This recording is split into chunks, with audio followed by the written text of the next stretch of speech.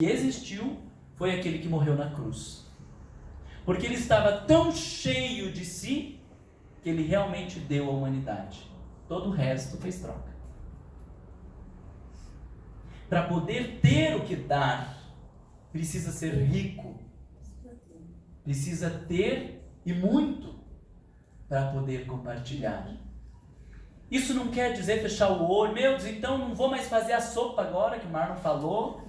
Acabou com essa campanha do leite que faz essa palhaçada todo ano aqui. Não vou dar dinheiro para o centro espírita. Meu Deus, daí você está no charco do lodo do inferno. Você está mais atrapalhado que tudo. Não é que eu vou deixar de fazer essas coisas. Eu estou entendendo que isso ainda é movimento de troca. Eu estou entendendo que isso ainda é tentativa de recompensa. Então, eu perceba que estes ainda são movimentos muito superficiais. E que a tarefa de amor não é aumentar isso. Não é dar mais, não é fazer mais, não é ir mais dias no centro espírita. Não é aumentar a oração, não é mais ler livros. É enxergar o outro. Mas como que você vai enxergar o outro se você não for capaz de se enxergar primeiro? Então você vê uma mãe que perdeu um filho. Será que é duro uma mãe perder um filho? Tem pessoas que dizem que é a maior dor. Mas depois fui descobrir que talvez a maior seja uma mãe que perdeu um filho que cometeu suicídio.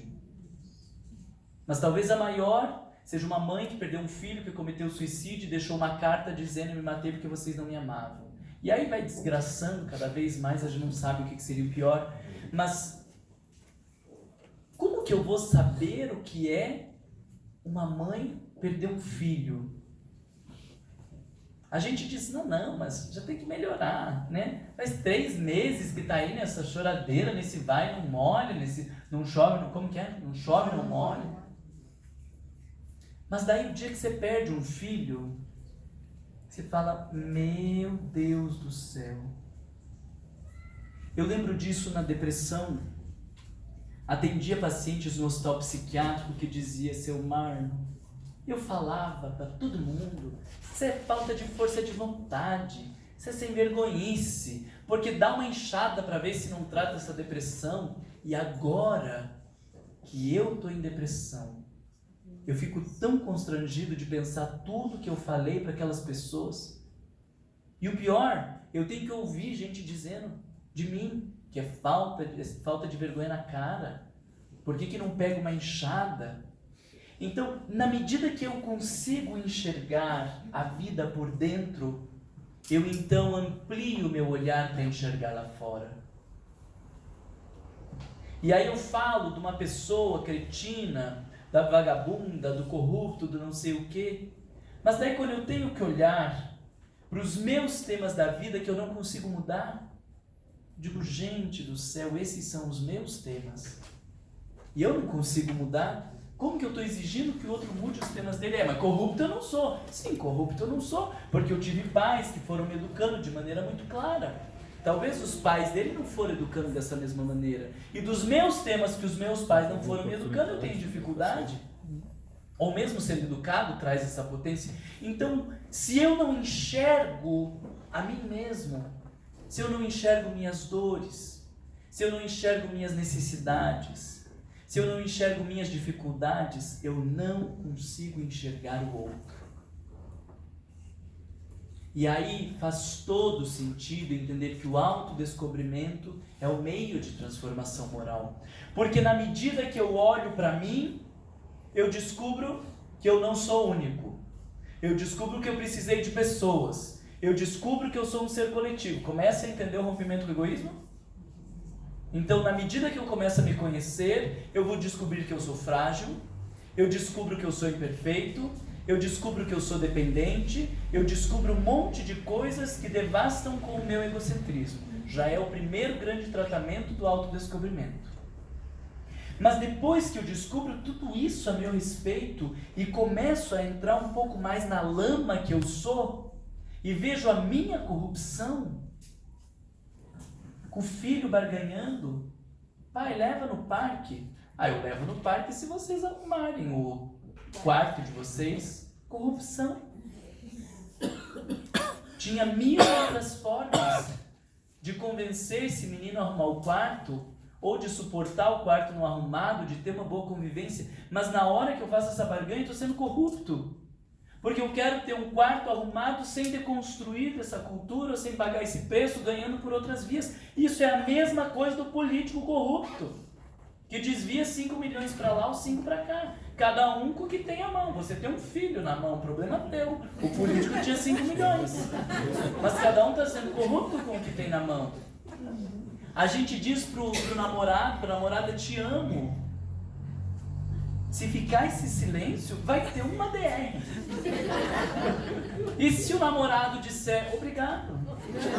A gente dá na cara da pessoa. Porque a gente está dizendo eu te amo e ele tem que dizer eu também.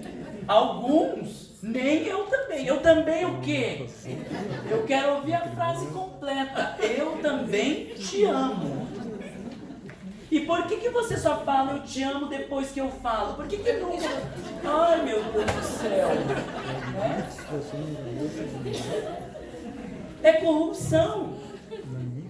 Porque eu queria, ou na minha verdade, é meu bem, eu sou uma pessoa carente, fraca da cabeça, tenho baixa autoestima, queria tanto ouvir um eu te amo de vez em quando, pelo amor de Deus, de vez em quando falam eu te amo. Não fala isso, aí vem com essa história corrupta, eu te amo, mas na verdade é porque eu quero ouvir, eu te amo, isso é corrupção. Corrupção. Ai, você que é bem inteligente, queria te fazer uma pergunta, corrupção. Eu estou elogiando porque quando eu falo para o outro, você que é bem inteligente, ele jamais vai dizer não sei. Ele vai se desgraçar, ele vai pesquisar, ele vai procurar, porque para não perder o status de bem inteligente, e aí ele vai atender a minha necessidade, corrupção. Aí quando eu enxergo a minha corrupção, tem a notícia do político que desviou 5 milhões. Você fala, meu Deus, se eu sou corrupto com o filho para arrumar o quarto, se eu sou corrupto com o namorado, com a namorada, pô, eu te amo, o que eu não fazia com esses 5 milhões? Ainda bem que não sou eu que estou lá. Porque o perfil ou o traço de personalidade é o mesmo. E aí eu compreendo. E o dia que eu, por algum momento, me peguei pensando em outra pessoa, o casamento estava esvaziado, pensei em trair, eu cheguei a trair, e aí alguém vive um momento de traição, eu digo, eu sei que você está passando. Porque quando a gente está fragilizado, quando a gente não está bem, qualquer um que dê atenção pra gente pode ser o pulo do gato, e talvez eu só não traí porque não teve um cara muito bonito e sedutor, porque se fosse um pouco mais perfumado e sedutor, traía, mas era devagar, aí por isso que não traía. Mas se fosse rápido, tivesse pegado perfumado, chegasse naquela hora, perdi isso.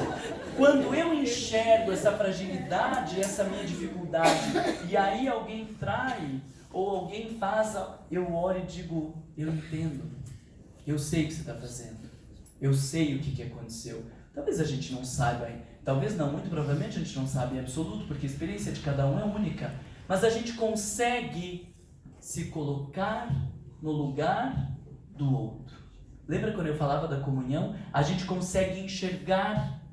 Então, quando eu enxergo em mim, eu consigo começar a enxergar o outro. Os melhores professores são os que lembram quando eram alunos. Os melhores pais são os que lembram quando eram crianças ou adolescentes, porque eles enxergam o outro. A gente vira um péssimo professor quando a gente esquece o que é estar sentado naquela cadeira, porque eu não enxergo mais o outro. Eu fico autocentrado. Então, a capacidade de enxergar o outro, ela decorre da primeira capacidade de enxergar a si mesmo. 2 parágrafos à frente, Joana de Ângeles vai dizer: somente é capaz de amar a outrem aquele que se ama. É indispensável, portanto, que nele haja o alto amor, o alto respeito, a consciência de dignidade humana, a fim de que as outras aspirações sejam dignificantes, com metas de excelente qualidade. E aí nós vamos cair no último nó que nós temos para discutir hoje, que é a hora que eu começo a olhar para mim e enxergo a condição humana.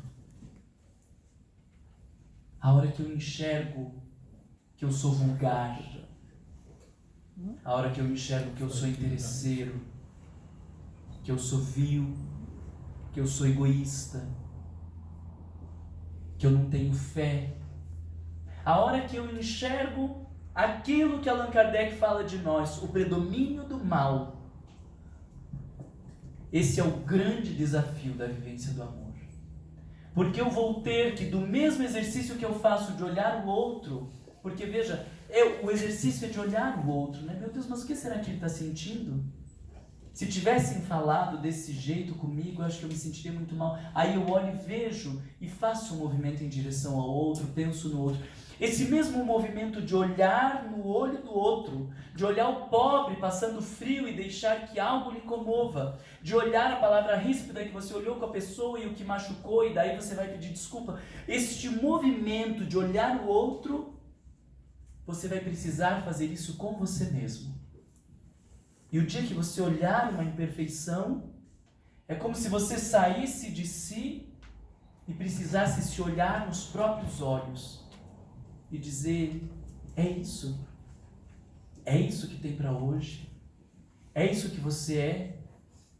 Isso é uma construção de milhares de anos, não tem como fugir disso, não tem como querer ser diferente. A gente vai melhorar sim, mas vai melhorar, como diz Neil Lúcio, no cadinho doloroso dos séculos. Agora é isso que tem. Aí eu vou ter que olhar para o meu egoísmo, para a minha inveja, para a minha arrogância, para a minha prepotência, para a minha promiscuidade. Eu vou ter que olhar para todos os meus temas e deixar que o fluxo natural me tome. Porque, novamente, se eu conseguir apenas olhar sem que o egoísmo entre em cena, eu desenvolvo compaixão por mim mesmo. Mas se eu olho para mim e o egoísmo entra em cena, eu vou dizer, não podia ser assim. Marlon, você já devia editar melhor. O que os outros vão pensar? Você já não estudou? Vocês estão vendo aí o egoísmo entrando em cena e destruindo uma perspectiva de amor? Quando nós conseguimos olhar para nós mesmos, para as nossas limitações, para as nossas imperfeições, sem que o ego entre em cena, a gente sente amor por nós mesmos de modo natural. Assim como quando você vê uma criança chorando e o impulso é de cuidado. Você vê alguém caído e o impulso é de atender, porque é um fluxo natural. Então também assim deve ser quando nós olhamos para as nossas questões. Um fluxo natural envolve de compaixão, de respeito pela minha história, de tolerância por quem eu sou, de amor por quem eu sou. E na medida que este fluxo me inunda, eu consigo então permitir que este fluxo também me inunde nas relações com os outros. E mesmo nas situações mais difíceis, como a traição, Joana de Ângeles fala, a traição, o abandono dos afetos, mesmo nas situações mais dolorosas, se eu também enxergar o quanto que eu sou capaz de abandonar as pessoas, o quanto que eu sou capaz de trair, o quanto que na hora que as minhas questões estão em jogo, eu penso em mim, não penso no outro, então mesmo nas situações mais vis e mais difíceis de suportar, o amor cumprirá o seu papel num fluxo de conexão. Se você estiver ansioso, então comece a pensar que há aí um problema de conexão. Se você estiver deprimido, comece a pensar que aí há um problema de conexão. Se você tiver problema com as drogas, aí há um problema de conexão. Com o sexo, se você tiver um comportamento violento, intransigente, se te faltar fé, em qualquer problema do mundo que possamos cogitar, aí há um problema de conexão. Há pessoas que você não está enxergando. Talvez você ainda não esteja enxergando nem primeiro a si mesmo e também não consiga enxergar as pessoas à sua volta. Mas disso nós temos certeza. O amor é a lei que resume tudo. É o tratamento das nossas dores e é o caminho seguro que nos levará à plenitude. Então, fico muito feliz de concluir os nossos estudos com esse capítulo do amor como um convite para enxergarmos as pessoas que estão à nossa volta, para olharmos no olho simbolicamente de todas as pessoas, do garçom, da faxineira, do namorado, mas também do marido de 40 anos atrás, que a gente não olha mais no olho, olhar no olho das pessoas que nos traíram, daquelas que nos machucaram. Mas quando eu digo olhar no olho, não é o ato físico, é o sentir, é o reconhecer os seus dramas, as suas dores, as suas dificuldades, as suas incompetências, as suas possibilidades. E vai ter um dia que, mesmo atrapalhado do jeito que nós somos, porque reconhecemos o nosso atrapalho, nós vamos conseguir viver como irmãos, conectados uns aos outros. E por consequência do amor a nós mesmos, por consequência dessa vivência coletiva, nós amaremos a Deus. E neste dia, nós seremos plenos. Pela atenção de vocês, por todo esse tempo de convívio que tivemos, pela capa dos pobres, em especial pela Neumaria, por todos aqueles nossos dias de elucubração, pelo estímulo de estarmos aqui, a minha gratidão, porque eu tenho certeza que ao longo deste período todo, eu fui maior beneficiado com todos esses estudos e com essas reflexões, e espero que isso também possa repercutir um pouco na vida de cada um de vocês, no estímulo de estudarmos Joana de Ângeles, de estudarmos estes olhares psicológicos, filosóficos que ampliam a nossa compreensão, para que a gente viva de verdade o Evangelho. Obrigado.